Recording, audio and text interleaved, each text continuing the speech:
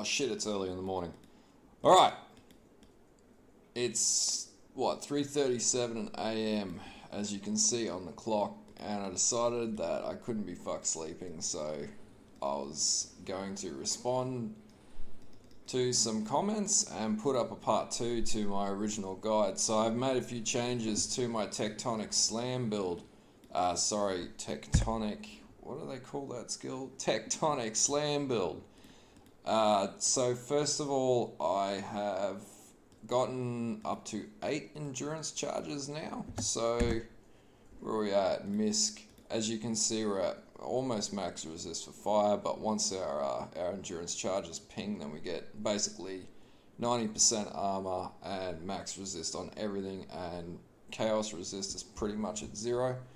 And also you'll see this enemy crit extra damage reduction has been included as well, and I'll show you how I've done that and the price of the item required to do that, which I got for 10 chaos. Anyway, so as we can see, there's a lot of shit going on here in this MISC box, and my face is in the way. But let's move this ugly mug to here, where it's out of the way. There we go, that's better. Alright, so now charges, there we go, that's what we want to look at. Alright, so there's a lot going on here. We have 8 endurance charges. We also have, we were using power charges, but we're not worried about that anymore. And we have melee damage modifier per endurance charge. Now this is actually incorrect. This is changed because of the gear that I'm using. So the changes that I've made: number 1, I am now using Veruso's battering rams, and I need to change the enchantment to Commandment of Fury. Originally I had Oscarms with Commandment of Fury, and they were dope as shit. To note, Commandment of Fury is great for melee builds, and I would suggest running Commandment of Fury on your gloves instead of valing them and gambling that. Do the Uber Lab and enchant them. So the reason why I'm using this is I get a 4% increased melee damage amount per endurance charge. So, you know, we've got 8 endurance charges. Oh, 4 times that, was at 32. Yeah, that's 32. So 32% damage increase, plus 10% increased attack speed, and a shitload of armor, which is what we need to survive on this character, as our health pool is still a little bit low. Secondly, I have 2 Chaos Waves now that I'm running, so I'm getting per endurance charge 0.4 of maximum life. Multiply that by 2, multiply by 8, so 0.8% of life regen per endurance charge. So we have 8 endurance charges. That's pretty good. What's that? 6.4%.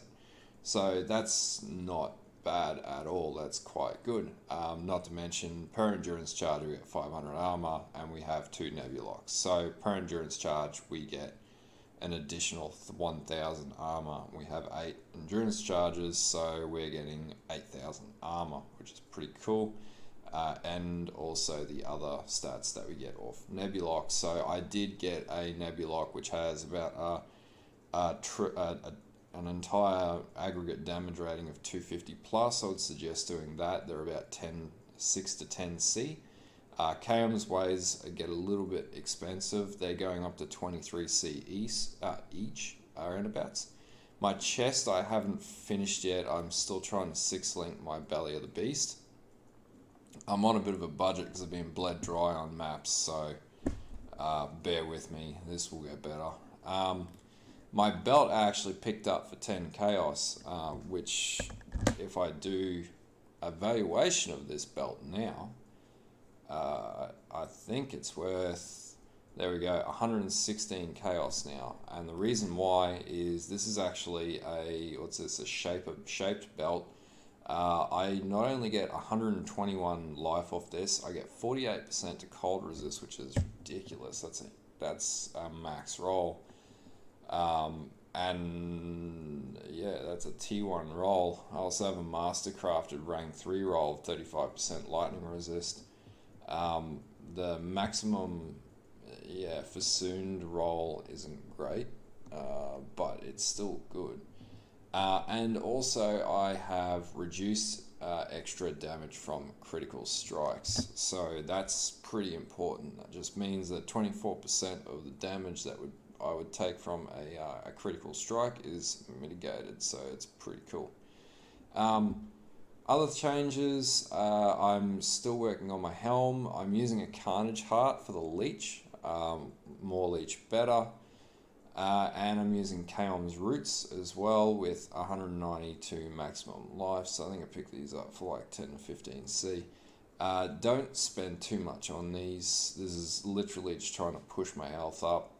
This is still the best fit that I can see. So the only other real change that I've used, aside from that, I am using Val Haste as well. The only other change is that I am using a different link setup in my chest, which is Tectonic Slam, Elemental Damage with Attack Support, Melee Physical Damage Support, Endurance Charge on Melee Stun Support. So the reason why we're using this is I get 4% damage per Endurance Charge, again on top of my gloves, so I'm getting 8% additional damage on top of every Endurance Charge.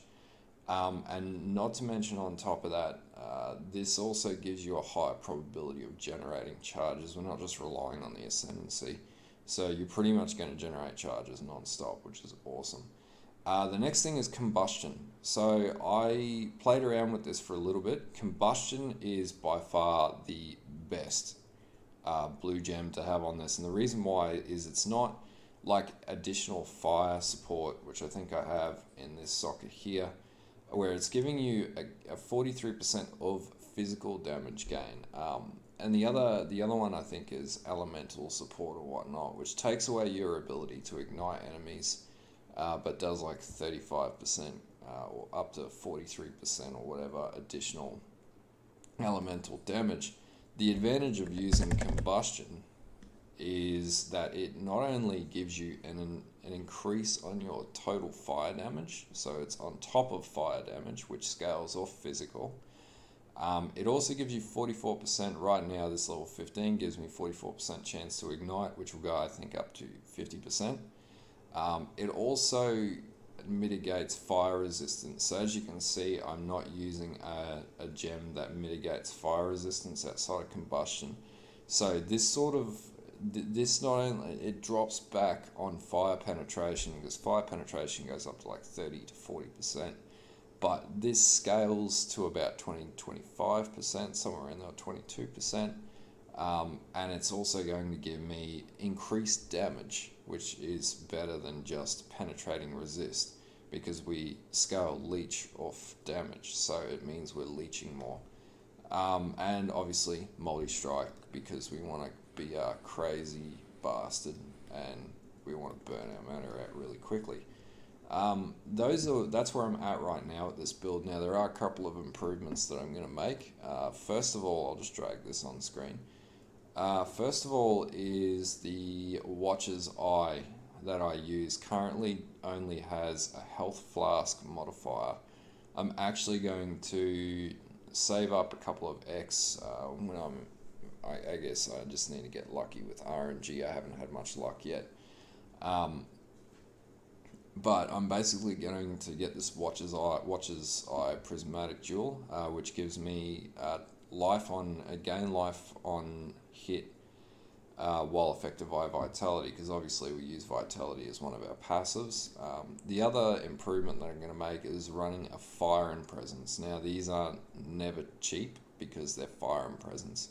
The reason why I want to run this is because not only does this give us all attribute benefits, which is good for int and dexterity, which is hard to stack on this build, gives you fire resist, gives you 1% of life regeneration per second. It also gives you 100% reduced mana cost of, or mana res of flammability, which is going to give you the ability to ignite and to penetrate fire resistances for enemies pretty significantly. Oh, jeez. The other added advantage is gaining Maddening Presence, which I can never remember what Maddening Presence does, but actually, it gives you increased damage. I'm pretty sure increased damage and attack speed and health regeneration and whatnot, which is pretty good when you kill a rare. Whew, when you kill a rare or unique enemy. Yeah.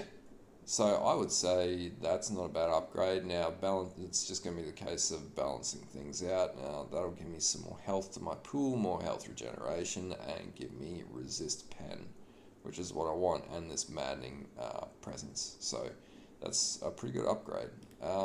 Yeah, and this will give me more sustain, and this build is all about sustain.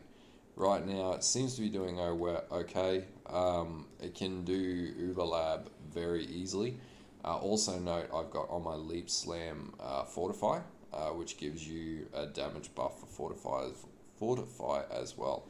I'll put a link in the description to the paste bin, and you guys can check it out and do whatever you want with it and modify it or whatnot. Skill tree hasn't really changed too much from the last video I've posted, just mainly a bit of automation. Flasks I haven't really focused on. I had a Lion's Roar drop, so I'm using Lion's Roar, though I wouldn't suggest using Lion's Roar because the knockback's a bit of a pain in the ass. But yeah, anyway, that's my update for now. It's a pretty fun build, and I am hybriding this between running Consecrated Path, just because I find, you know, on the days that I guess you're a little bit tired, yeah, the Tectonic Slam can be a little bit tiring to run, whereas sometimes you just want to sit there and just hold the right trigger down and just let everything do itself. Yeah, so that's pretty much where it's at. I'll do probably once I finish the build and everything is invested and it's pretty much doing all game content, I'll do a third video and I'll do some showcase of how fucking it can be. And yeah, that's pretty much it. If you like this video, sorry about me being a bit tired. But yeah, if you like this video, like and sub, and check out my other content. I'm trying to branch out and do a little bit more stuff, and I'm looking at a few other games. I was thinking of playing some Wilson actually, and maybe the Division 2 if people want to see that shit. But yeah, like and sub in the description, in the whatever the buttons are down there. And if you want to post a comment about something, or you know, give me some feedback. If you don't like something, then by all means go crazy. Anyway, thanks for watching, and bye.